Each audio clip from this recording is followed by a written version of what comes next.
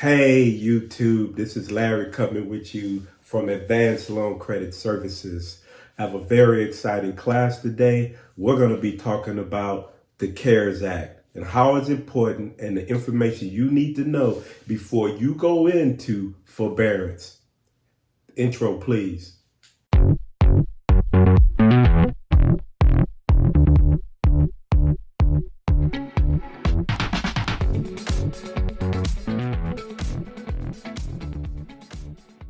Let's get into it. We're going to be talking about the Cares Act and that provides mortgage forbearance. Very good act that was enacted by President Trump back in March the 27th, 2020 that provides help for people that have been displaced by their job, laid off by their jobs closed down. They help them deal with their mortgage payments while the company's trying to work their way through this pandemic, this COVID-19 that has caused people to stay at home.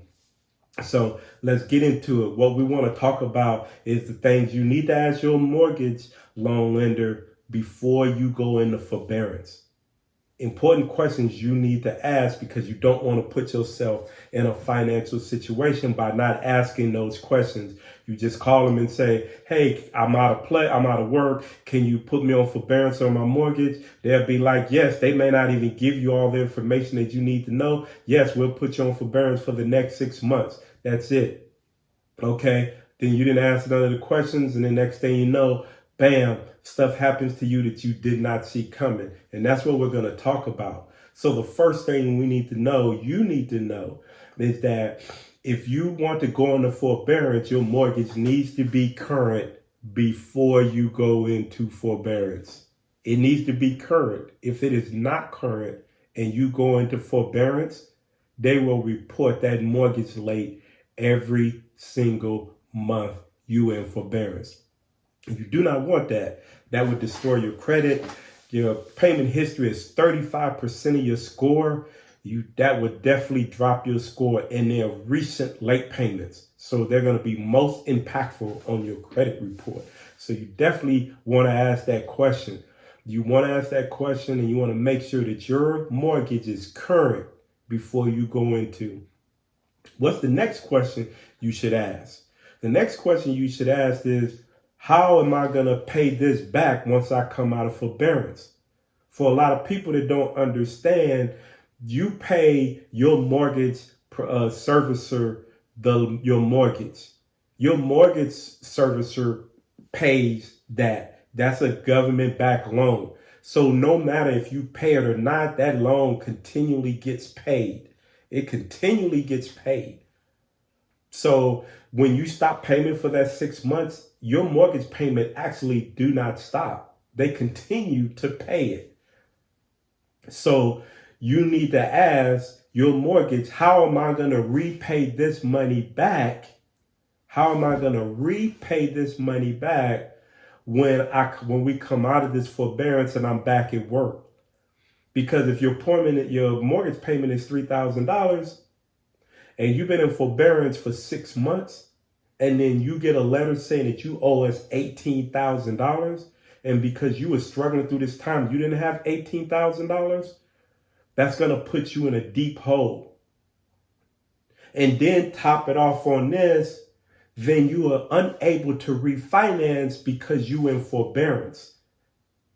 So you need to ask your bank also, how me getting in forbearance, will it affect if I need to modify or refinance my home? Will this affect me? Because if it does, that's a deep hole that you don't want to be in. That's going to be hard to get out of. So just imagine somebody was late, went into forbearance late, got a bunch of late payments, logged on their credit report because they were already late on their mortgage, and then they went into forbearance and they reported them late. They didn't ask their mortgage company, how am I going to pay this back? And then they get a note from their mortgage lender because they were in forbearance for 6 months and their mortgage payment, hypothetically $3,000, that's $18,000. And then when they try, well, can we refinance a home or modify a loan? And they tell you no.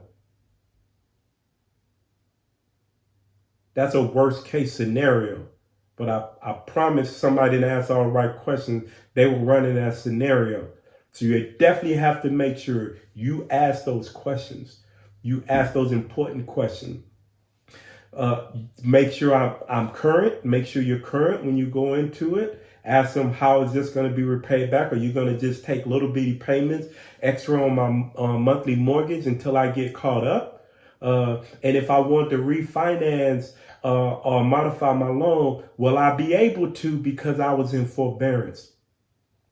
3 great questions to ask when you talk to them about forbearance. And if you're already in forbearance and you haven't asked, you should call them back and ask. Ask them those questions. Those are important questions you definitely need to ask. These federally backed mortgages are eligible for mortgage forbearance. They're in section 4022 of the Cares Act. So if you want to read up more on that, you could definitely go to that section and you can read up more on it. Individuals in single family homes may write to their mortgage service and request these forbearance for 180 days. That's 6 months. 180 days. So you got 180 days on forbearance. You got $3,000 a month. That's $18,000 that was put off to the side because you're gonna end up having to pay it at some point. So that's a lot. It's a lot you got to do. So make sure you understand that. Make sure you understand what could be the ratifications for going into this mortgage forbearance. Landlords. Now, landlords, meaning they're in multifamily homes, say they're in a apartment that houses 10 people, they can provide up to 30 days forbearance for that payment on that multifamily home, right? And then they can ask for an additional 60 days. And this is in section 4033. So you have people that are staying in his duplex that can't pay their rent, which is causing him unable to pay his rent. So he's asking for forbearance till his people get back to work so he can make his mortgage payment. He can apply for 30 days, and if he needs an additional 2 months, he can get an additional 60 days, which is important. So if you own property and you know that you own property and you have tenants that are having a hard time paying, you may want to look into that forbearance just to get you through the time, because you understand your tenants are having a hard time paying their rent. Very important information that you should know, that you should be looking into and asking your mortgage service provider. Okay, so just make sure you understand. And we talked about modifications. Like, make sure your bank and who you pay your mortgage to can answer those questions about if you wanted to refinance it or if you want to do a modification on your loan. Will this hurt you? Because you don't want it to hurt you. Some banks may tell you, no, it would not hurt you, not at all. You will be able to modify your home or be able to refinance your home, right? But there may be some mortgage loan lenders that may tell you no. So you have to ask those questions. We don't know unless we ask. And this class is about giving you that information so you can ask those questions, those good questions, because we don't want to be coming out our pocket with $18,000 in 1 month. That's not going to be nice. So we definitely want to know what we're putting ourselves into. Credit reporting requirements. This is Advanced Loan Credit Services, is a credit repair, credit restoration company. So this is definitely important to me for all my clients to make sure, because I preach credit. Credit is the lifeline. It's your heartbeat.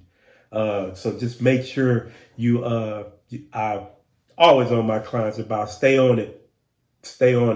So don't let it slip, and don't think credit is not important, because it's very important. I have showed clients somebody that made $50,000 a year with good credit, and a person that made $50,000 with bad credit, and the difference of amount of money they actually bring home because of bad loans, interest rates, bad credit card, bad financial decisions. And then they wonder why this person, he makes about the same amount of money, but he's driving a different car, he's living in a different place. He doesn't seem stressed out about money. Credit has a big indicator. It's a great indicator on where you live, what you drive, what you do. It is what it is. So that's why credit is important. But credit requirements, I'm getting on this rant about credit because, that's my thing, credit. But to get back to the credit requirements are big, right? So we want to make sure that our mortgage loan servicer or provider, how are you going to be reporting this on my credit? Next question you need to ask. You need to ask how they're going to be reported on your credit.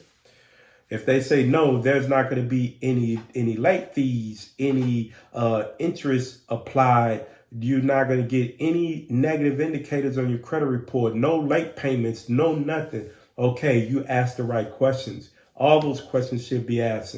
Am I still accumulating interest on those paid since I didn't pay the mortgage in these 6 months?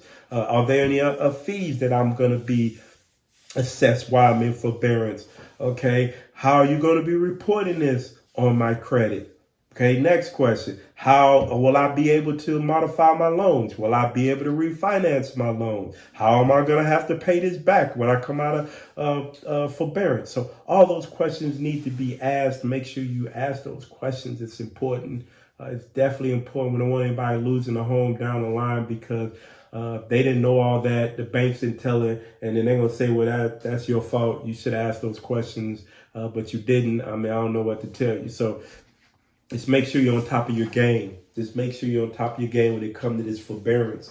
There's a lot of chatter out there because if you don't know it, even though you don't make your payment, the service provider for that loan still is making a payment on your mortgage. That's why there's a lot of banks are getting a little nervous because of the amount of money they're going to have to be steady dishing out because they have to still continue to make these payments, and the people that live in these homes are on forbearance. So you need to make sure you're asking the right questions, you're doing the right thing. It's important. It's definitely important.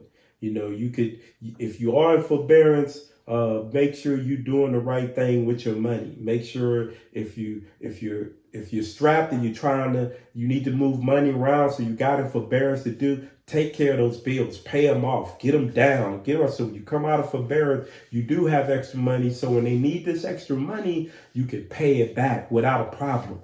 So if you are taking forbearance, if you are in that light and you're getting that mortgage back, and you can allocate some extra money, some other places to get stuff paid off. So when you come out of forbearance, you don't have to. Oh man, that is everything. That is everything. That will put you in a great situation, and you won't be stressed about your mortgage payments, even though you're going to have to pay more back because you actually took care of a bunch of other bills.